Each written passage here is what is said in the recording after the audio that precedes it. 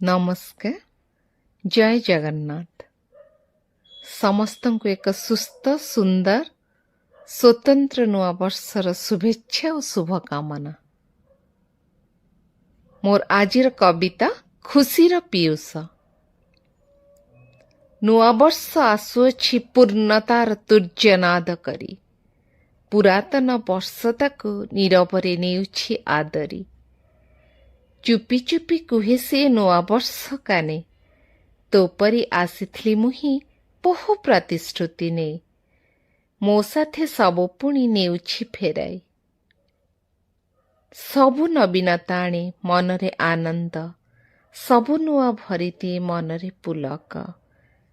ଧୀରେ ଧୀରେ ନୂଆ ଯେବେ ହୋଇ ପୁରୁଣା, ନୂତନ ମୂର୍ଚ୍ଛନା ହଜେ ହୋଇ ଆନମନା। ତେଣୁ ସାଥୀ ଆଜି ଯିଏ ନୂଆ, କାଲି ସେ ହୋଇବ ପୁରୁଣା।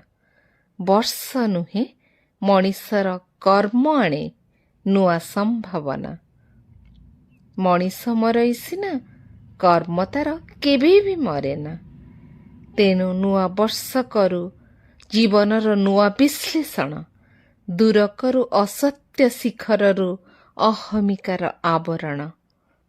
ସତ୍ୟର ସଞ୍ଜୀବନୀରେ ସଞ୍ଜୀବିତ ହେଉ ମନ ପ୍ରାଣ, ମନ ଓ ବିବେକର ସଂଘର୍ଷକୁ ମିଳୁ ସୁସ୍ଥ ସମୀକରଣ। ମାଜିବାକୁ ବାକି ଅଛି ପୁଞ୍ଜା ପୁଞ୍ଜା ଦିନ ରାତିକୁ, ଖୋଜିବାକୁ ବାକି ଅଛି ଅନେକ ନିବୁଜ ଗହ୍ୱରକୁ।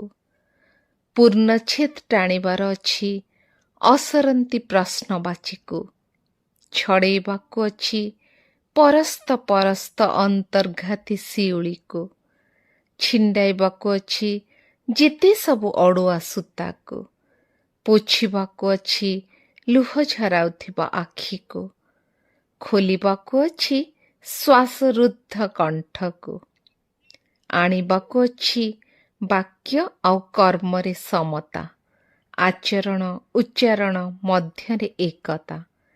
ତେବେ ଯାଇ ନୂଆ ବର୍ଷେ ମିଳିଯିବ ଜୀବନ ଜୀଇଁବାର ପ୍ରକୃତ ନିର୍ଯାସ। ଅଭେଦ୍ୟ ଅନ୍ଧାରର ବଳୟ ତଳୁ ଖୁସିର ପିୟୁଷ। ଧନ୍ୟବାଦ। ଆପଣମାନଙ୍କୁ ଯଦି ମୋ କହିବା ଭଲ ଲାଗୁଥାଏ ତେବେ ମୋ ଚ୍ୟାନେଲକୁ ଲାଇକ୍, ସେୟାର, ସବସ୍କ୍ରାଇବ୍ କରନ୍ତୁ। ମୋତେ କମେଣ୍ଟ କରି ନିଶ୍ଚୟ ଜଣାନ୍ତୁ। ଆଜି ପାଇଁ ରହୁଛି ତାହେଲେ।